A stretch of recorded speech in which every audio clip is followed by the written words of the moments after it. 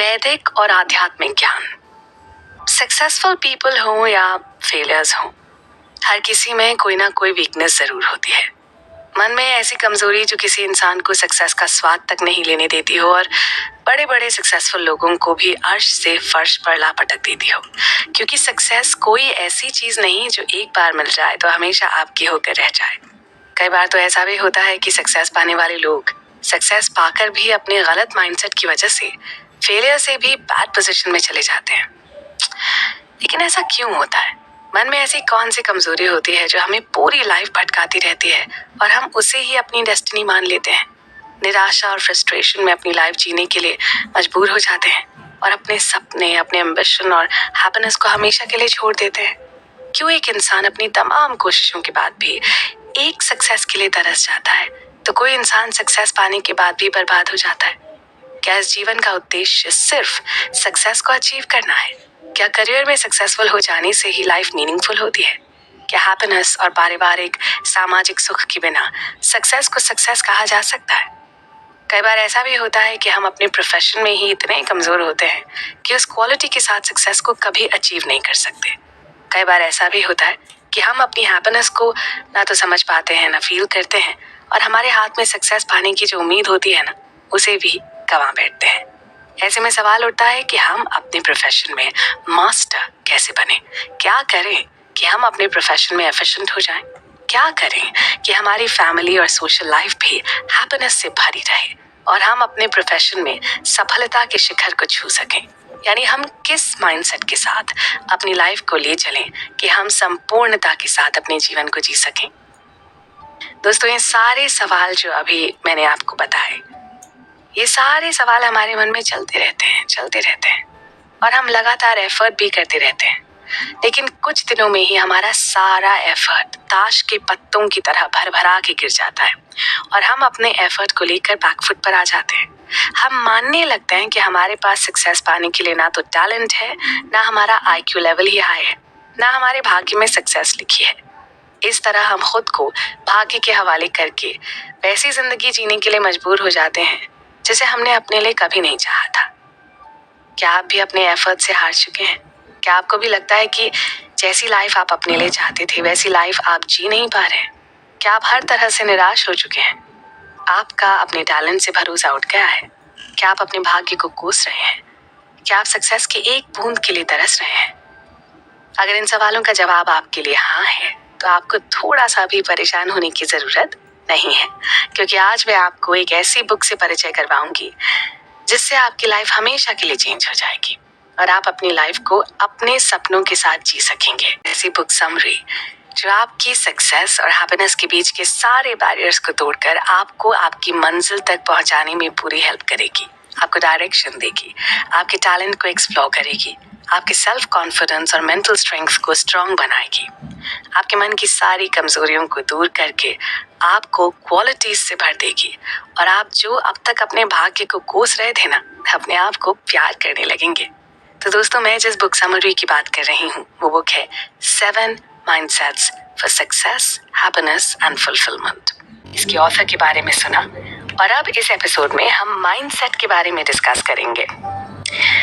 देखिए, जब हम एक सक्सेसफुल लाइफ के बारे में एनालिसिस करते हैं तो कोई एक चीज का पता लगाना मुश्किल होता है कि वो कौन सी एक चीज है जिससे सक्सेस को हासिल किया जा सकता है। वो कौन सी चीज है जिससे अपनी हैप्पीनेस के साथ फैमिली का सुख भी अचीव किया जा सके, या वो कौन सी चीज है जो अपने प्रोफेशन में हमें एक्स्ट्रॉर्डिनरी बना दे। जब हम इन सवालों पर विचार करते हैं तो हमें कभी लगता है कि दौलत से सक्सेस को अचीव किया जा सकता है, क्योंकि दौलत से हम बेटर एजुकेशन पा सकते हैं। अगर बिजनेस करना हो तो दौलत से हम बेटर तरीके से इन्वेस्ट कर पाएंगे। लेकिन हम कई ऐसे ग्रेट लोगों के बारे में जानते हैं जिनके पास खाने तक के पैसे नहीं थे, फिर भी उन्होंने सक्सेस को अचीव किया। जब हम सक्सेस के लिए टैलेंट और आईक्यू को जरूरी मानते हैं तो भी हम पाते हैं कि ऐसे कई लोग हैं जो बहुत टैलेंटेड नहीं थे और जिनका आईक्यू लेवल भी नॉर्मल ही था, फिर भी ऐसे लोगों ने सफलता की कई कहानियों को अपने नाम दर्ज करवा लिया है। दौलत, better education, talent success achieve करने में बहुत हेल्प करते हैं, लेकिन इन सब चीजों से ही सक्सेस नहीं मिल सकती। ऑथर के अनुसार सक्सेस के लिए वो एक चीज, फीलिंग की प्रैक्टिस या भावों को साधना जरूरी है। जो इंसान अपनी फीलिंग्स को साधने में जितना एक्सपर्ट होता चला जाता है, वो उतना ही अपनी सक्सेस की राह में आने वाली प्रॉब्लम्स को सॉल्व करता चलता है और सक्सेस को अचीव भी करता है।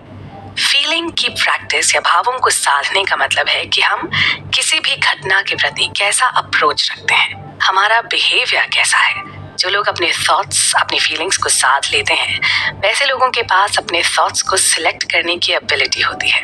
यानी ऐसे लोग बेहद टफ टाइम्स में भी अपनी अप्रोच को कभी नेगेटिव होने नहीं देते, क्योंकि उनके पास अपने इमोशंस, अपनी फीलिंग्स को कंट्रोल करने की इतनी प्रैक्टिस होती है कि मुश्किल समय में भी वो कोई पॉजिटिव पॉइंट निकाल ही लेते हैं।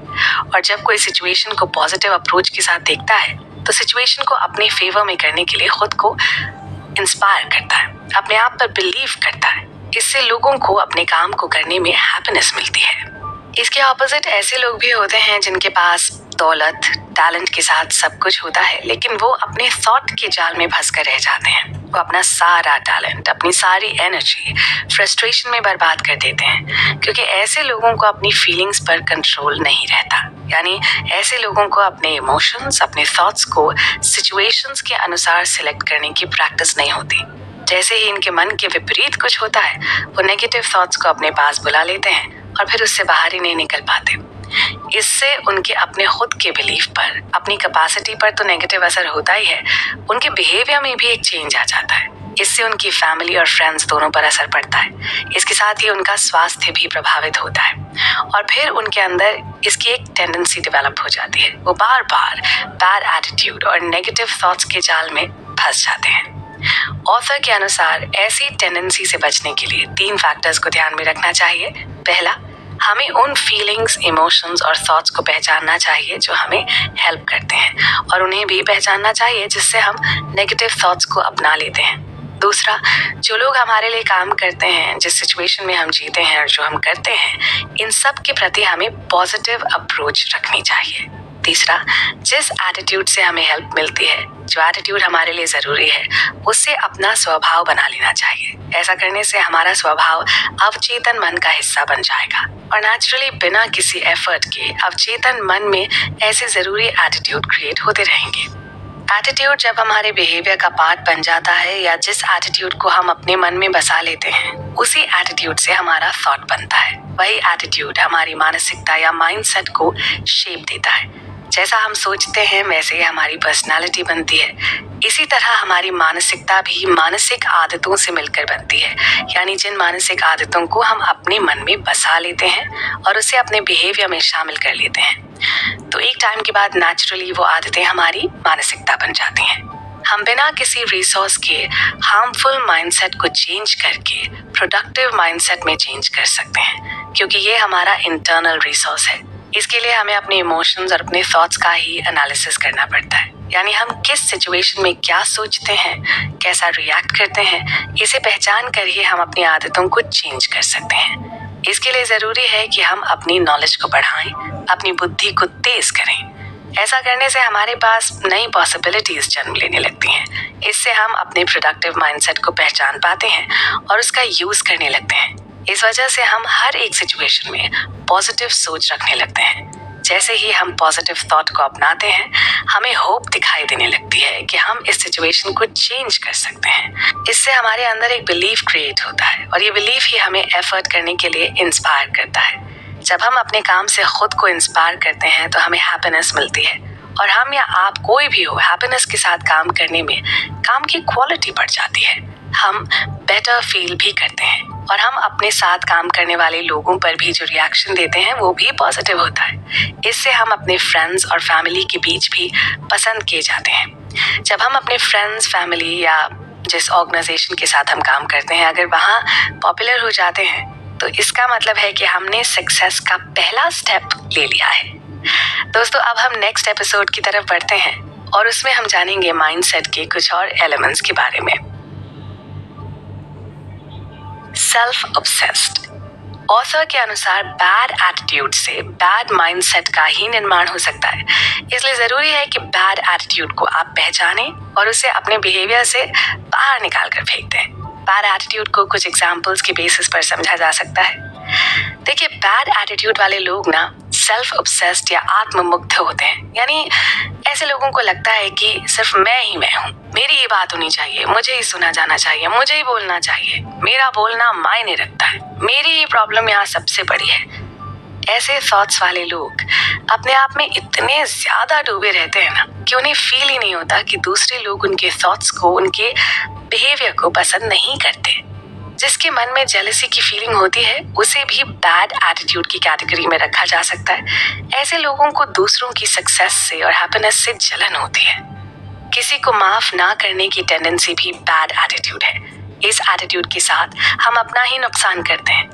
दूसरों को ब्लेम करने या दूसरों में हमेशा दोष देखने वाले लोग भी बैड एटीट्यूड की कैटेगरी में आते हैं। ऐसे लोग बेस्ट से भी बेस्ट चीजों में ना कोई कमी निकाल देते हैं।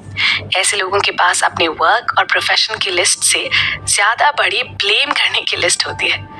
इस तरह की लिस्ट के साथ कभी भी माइंडसेट को इम्प्रूव नहीं किया जा सकता, क्योंकि इस तरह के एटीट्यूड हमारे इमोशन से जुड़े होते हैं और हमारी सक्सेस और हैप्पीनेस के बीच ना एक दीवार से बनकर खड़े रहते हैं। हम एफर्ट्स तो करते हैं लेकिन हमें सक्सेस नहीं मिलती।